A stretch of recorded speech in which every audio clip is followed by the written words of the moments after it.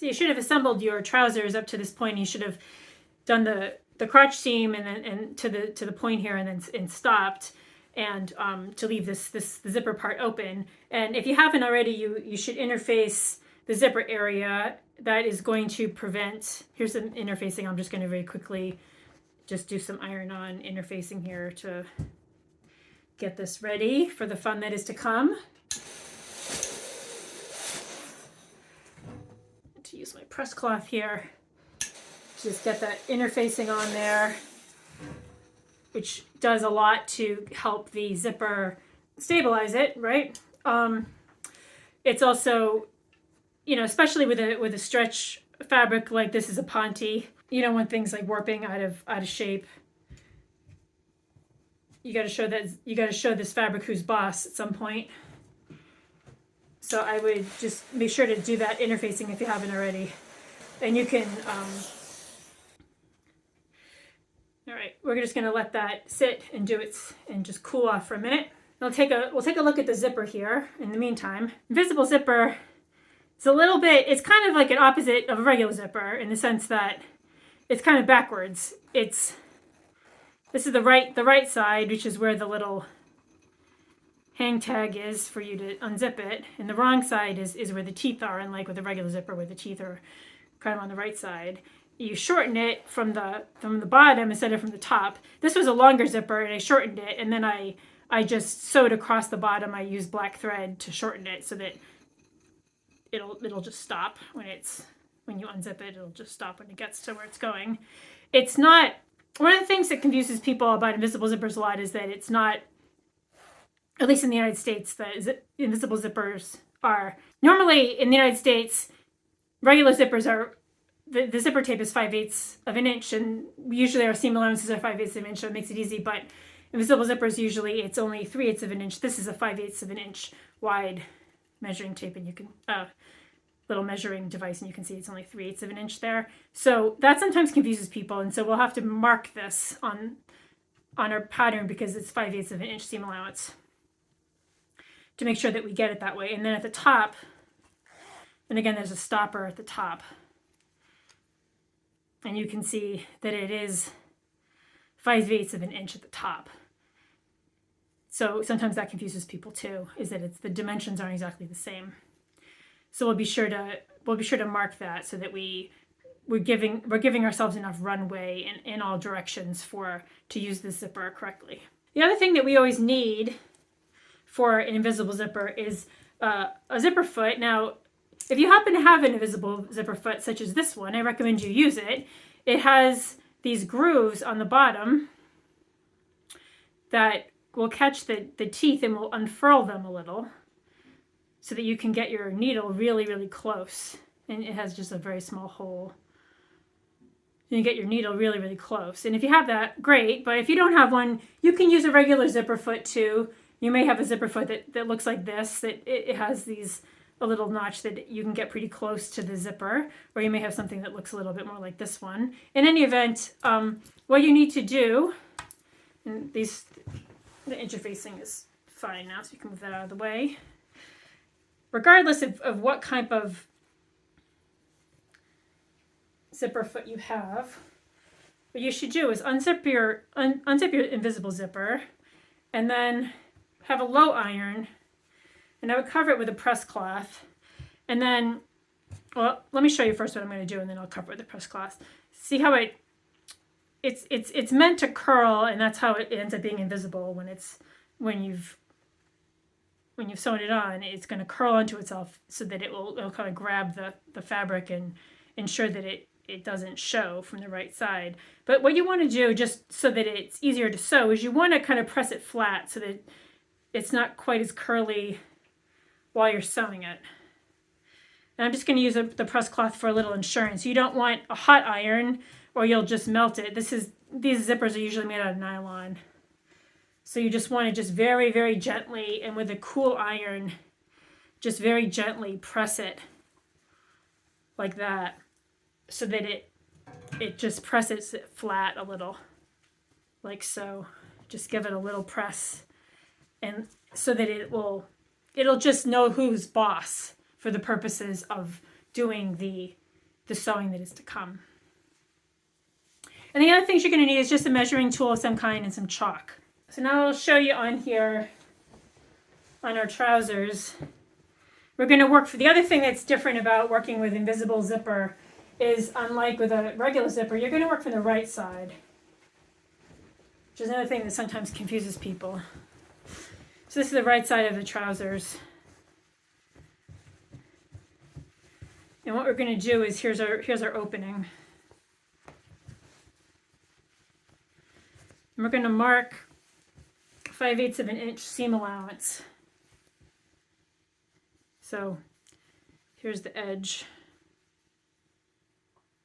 I'm going to lay my measuring tool right there, because again, this is 5/8 of an inch wide. And I'm just going to mark right along there so that it's clear where that is. And then I'm also going to mark 5/8 of an inch from the top. And the waistband facing's not on here yet. We're going to put that on after. See, there's like a little intersection right here now. I'm going to do the same thing on the other side.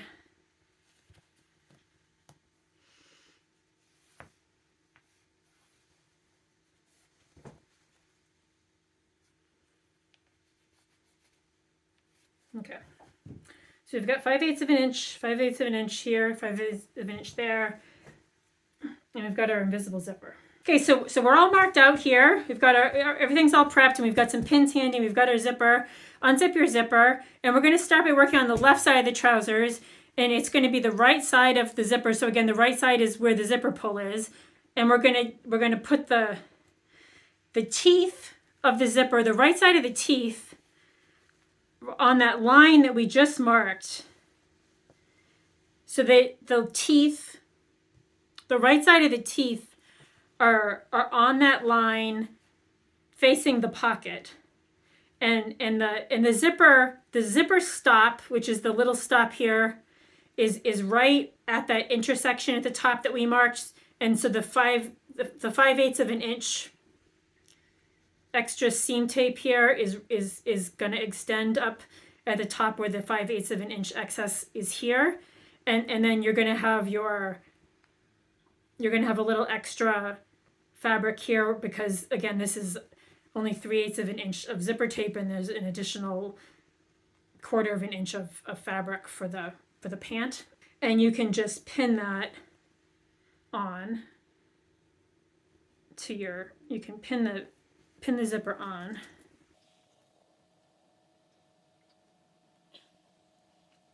Actually, I'm going to pin it this, because we're going to sew it from the top. So pin it this way.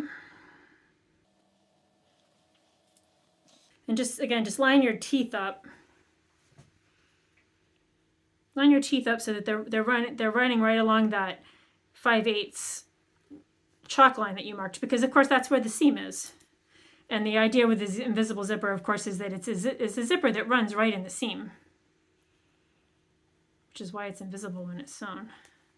And and this zipper is a little longer than it needs to be, so it's just going to extend down to the end, right? So now we're going to sew that, and then what happens? I'm just going to demonstrate this for you, and then we're going to sew it. So we're going to sew that. And then the other thing that confuses people is then you have to do the other side, and you have to do it the same way.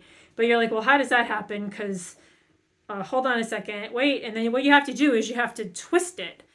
So the teeth have to go over to the right side in the same way. But to do that, it has to go boop, ba-doop, and it has to go around. And you think to yourself, well, that can't be right because this is all twisted now. But it will be fine once it's done. So I'll just show you quickly. I'm going to just line it up exactly the same way and just throw a couple pins in here. And you thinking that I've lost my mind, say Diane has lost her mind and she is leading us astray and we are never going to see her again. But imagine that this is sewn, and then the zipper, of course, is going to fold inside, and when it does, miraculously, when it's zipped up, that is all going to tuck inside, of course. It's not going to zip up, of course, because I've pinned it and the pins are impeding the action of the zipper. But let me just tuck it in there. And you can imagine that when it is fully zipped up, let me see if I can get it to zip. If I haven't pinned it too much, I haven't pinned it too zealously here. All right, the pins are, come on, pins. Well,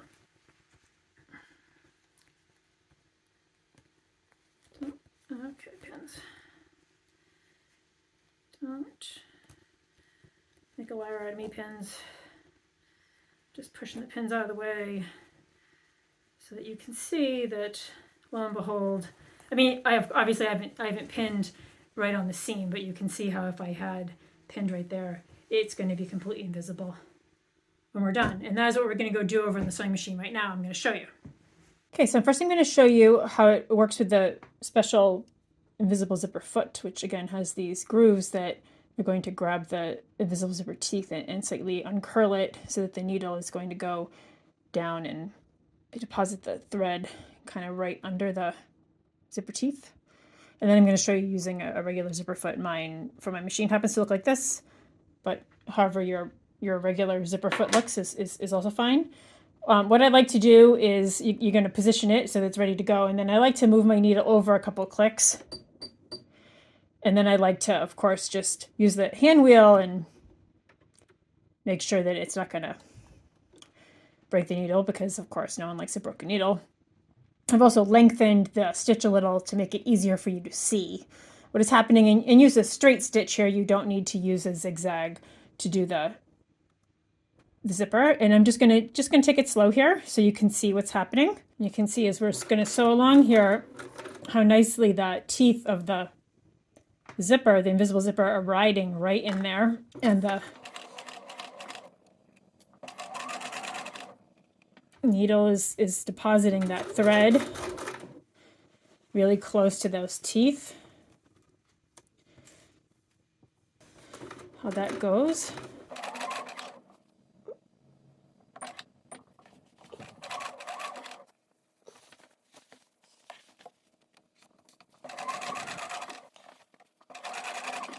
And then when you get toward the end here,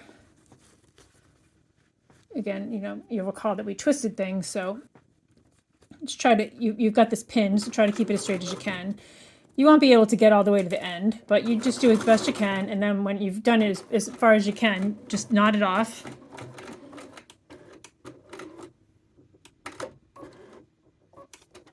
It's going to look like this.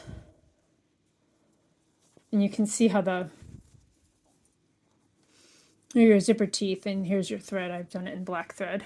With the regular zipper foot, of course, you're just going to have to do the best you can to get as close as you can. You're going to move the needle over as far as you can and position the foot over. And then you'll recall that we tried to press this flat so that it was uncurled a little, and then you can also use your finger to press it open a little bit and then get your needle down. And then what I like to do is just use my fingers to mimic essentially what the invisible zipper foot is doing, and just try to uncurl it a tiny bit as you're going along. Don't do it too much. You just want to try to position that thread so that it's going close to the zipper teeth and under a tiny bit if you can, and then when it's uncurled, when it curls back, it'll go where it needs to be. You just do the best you can. Of course, again, you'll use a matching. You won't use a bright white zipper on black pants. And you'll use magic thread too. All right, so let's see how that looks. You can see how that looks, and it gets under there. When it's curled up, it's hiding the thread just the same way that it is over here. In a pretty similar way. So now let's see how we did. Okay, let's see how we did. Got the zipper here, and I can just hold the end and zip it up. Let's push this aside. Ta-da! All right, that is pretty invisible. Of course, you're going to have a little hole here. This is where the rest of the, there's a little gap, of course, where the bottom of the zipper ends, and then the rest of the crotch seam. And then, so what you can do is, if you have a little excess amount of zipper here, I'm going to just trim this off. And again, this just, you can just sew across the zipper teeth to put a stopper in, and then I'm going to just sew up this little gap that's here, and then we will be ready to move on to the waistband facing. Okay, we are on the home stretch for our diamond hem trousers invisible zipper edition.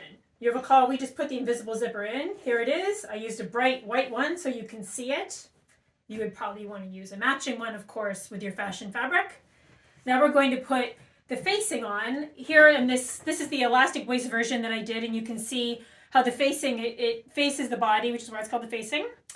And so you get a nice smooth look here in the front.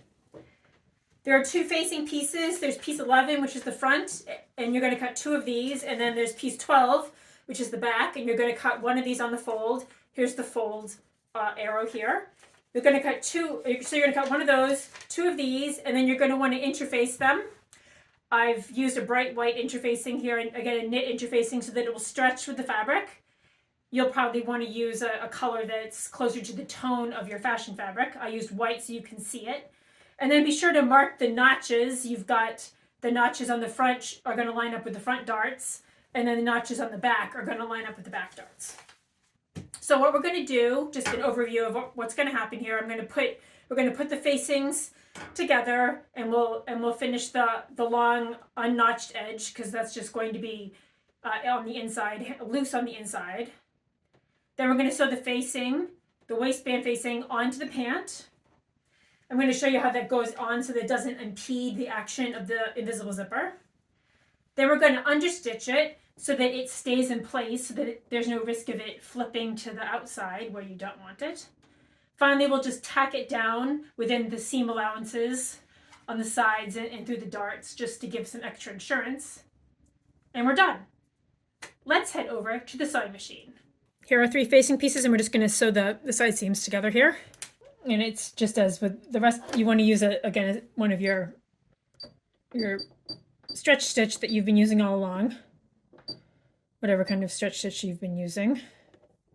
And again, it's the same seam allowance we've been using, the 5/8 of an inch or 1.5 centimeters.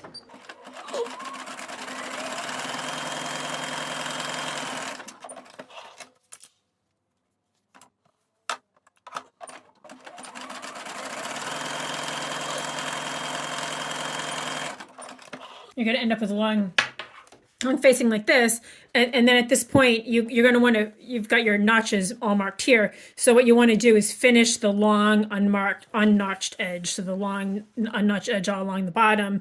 Finish that however you've been finishing your other seams, if you've been pinking it or running it through the serger or overcast stitch or whatever you're doing. And then also what you want to do is just press the seams open, so that just to reduce the bulk a little bit, in preparation for installing them on the pants. Okay, here's our waistband facing that we just assembled, and the long edge has been finished. The seams have been pressed open. Here's our pant. Our trouser, go ahead and open your invisible zipper so that you give yourself some room here to play with. And what you want to do is just pin your facing right sides together. So in other words, the right side of the facing to the, and just to show you again, here's the invisible zipper that we sewed in, and here's the facing, and you want to use the facing and bring it all the way to the end. You have the excess of the fabric from the zipper, and just bring it all the way to the end and cover it so that it's all lined up here, and we're going to flip that around in the end, but for now just leave it the way it is. And then, as I said, you can match up all your other seams, and you can match up all of your notches and just give everything a good pin. and we'll sew it up. Okay, so here we go. We're going to start. I like to use my sleeve board for this. And the main thing you want to make sure when you're sewing the waistband facing on is you don't want to stretch it out too much. You do want to use the stretch stitch. And again, of course, this is the same stretch fabric that the trouser itself is made of.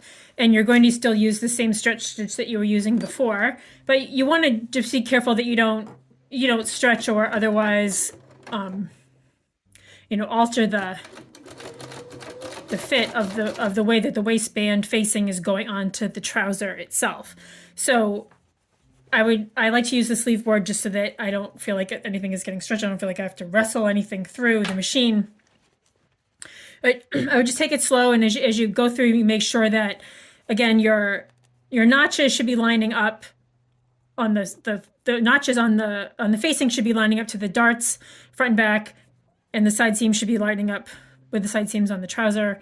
If you made adjustments, of course, those notches may be off a little bit, or if you didn't adjust them also on the waistband facing. But otherwise things should be lining up. And I would take it slow and go around and get that on, and then I'll show you how to understitch it.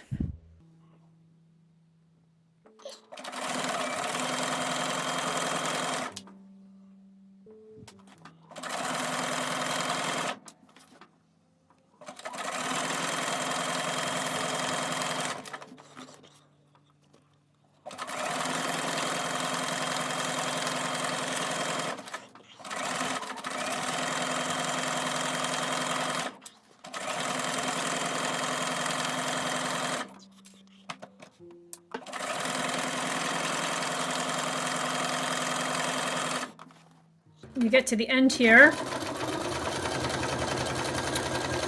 you'll recall that we have the end should be lining up, and what you're going to do is just sew over. You should probably still have some excess of the zipper tape up here, and that's fine. You're just going to sew right over that. Might want to just go slow, just in case there's a tiny bit of you shouldn't be hitting the teeth or the stopper, but just in case things weren't 100% precise. There we go. I'm going to take you over the pressing station. I'll show you the next step. Okay, so we've sewn on our facing and it's looking good. And now what's going to happen is going to press it so that the seam allowances are both up toward the facing, which again is this part that's got the white interfacing on it. So again, here's our facing, and then here's its seam allowance, which has the white on it, and then the other one, of course, is the seam allowance for the trouser itself. And you want to press everything up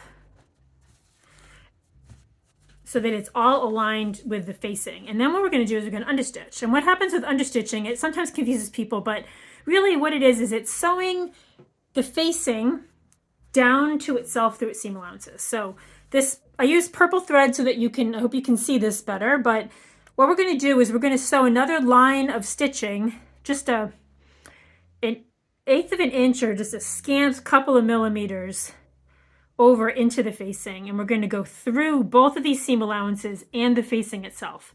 So it's going to go through 3 layers of fabric, and we're just going to go right along this where we just sewed. And when we do that, what's going to happen is it's going to tell this facing to stay put, and it's going to prevent the facing from rolling to the outside. You're going to do it all the way around except for just along the zipper area. So here's the zipper, and we're not going to do it right there. So we're going to start right after the zipper. So you can, if you need a little bit of chalk or something, or you could use a pin, if that helps you just orient yourself so you don't go over the zipper. But start right after where the zipper is. And just go right along here at 1/8 of an inch all the way around, and I'll show you at the machine what it looks like. So again, press it, everything going toward the facing, and then we're going to understitch. Okay, it's understitching time again. I put this pin in just to remind me of where the zipper is, because don't understitch where the zipper is, but just right after where the zipper is. I like to just run the center of my presser foot. That's right along where that is, and then you can just move your needle over a couple clicks if that's the easiest thing to do. Again, continue to use the same stretch stitch that you used before, and then just run it right along there. It's just going to be a scant eighth of an inch or a couple millimeters. And you're going to go through both seam allowances. Again, here are the 2 seam allowances and the facing. itself.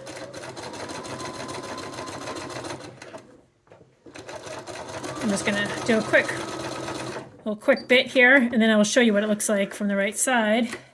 Again, I use some purple thread so that you can see it a little better, but you can see here's the pant. And the pant, this is going to be facing, it's going to face in. You won't see those stitches, but then on the facing, you can just see that little bit. And if you look at any designer pant or something, you'll often, or any kind of well-made garment, you'll often see understitching as something that they don't bother with fast fashion because it's expensive to do. It takes time and skill. But of course, you're better than them, so you're going to do it, and you'll be glad that you did. It will make for a really nice finish. So go ahead and do this understitching all the way around, and then we are going to tackle the zipper area. So our final thing here, we've got our facing, it's all understitched beautifully. Awesome. Here's our zipper, here's our facing, and the final thing to do is you're going to flip your facing back down one last time onto the outside of the pant. And all we have to do is just sew. Just going to sew like right along here to just secure the facing down to the outside. We're going to get as close to the invisible zipper teeth as we can. Use your zipper foot. Again, don't use the invisible zipper foot. You got to use a regular zipper foot at this point. So pop that on there on your machine. And then you're just going to use a straight stitch. Don't use the stretch stitch at this point, and just get as close as you can. But, you know, you don't impede the action of the zipper. So, you know, don't go crazy here. Don't do it like you did when you were installing the zipper. And of course, you can see these stitches. You want to get as close as possible to those teeth, but get reasonably close because you do want a nice finish there. And just sew that right down. You can, just to make sure that this facing stays in place, you can give it a pin. And it should be, it's going to be a 5/8 of an inch seam allowance like it is for everything.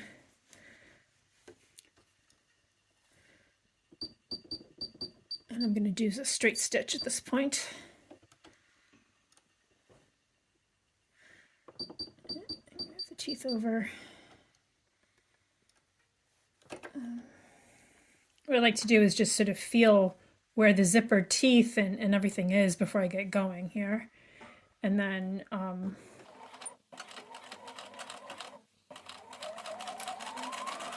try to get pretty close to the zipper teeth if you can. All right, so once you've got this done the way you want, what I would do is you're just going to want to trim the seam allowance down here, of course, to just remove some of the bulk. So you can do that all the way around, and especially kind of at the corner here, I would trim all that down, and then when you turn it out, you'll get a nice finish here. You can pull out the zipper a little, and you'll see there's your little zipper stopper right there. So do the same thing on the other side, and then we'll be ready for the final press and try on. Okay, so we've got our invisible zipper done, and the facing is all on here, and it's understitched. And the last thing you need to do is I would just tack the facing down a couple of places here, stitch in the ditch along a few places along the seams here. I like to just do a pin through the pant and into the facing, and then just stitch in the ditch right through that area, just right in the seam, to just secure that facing down.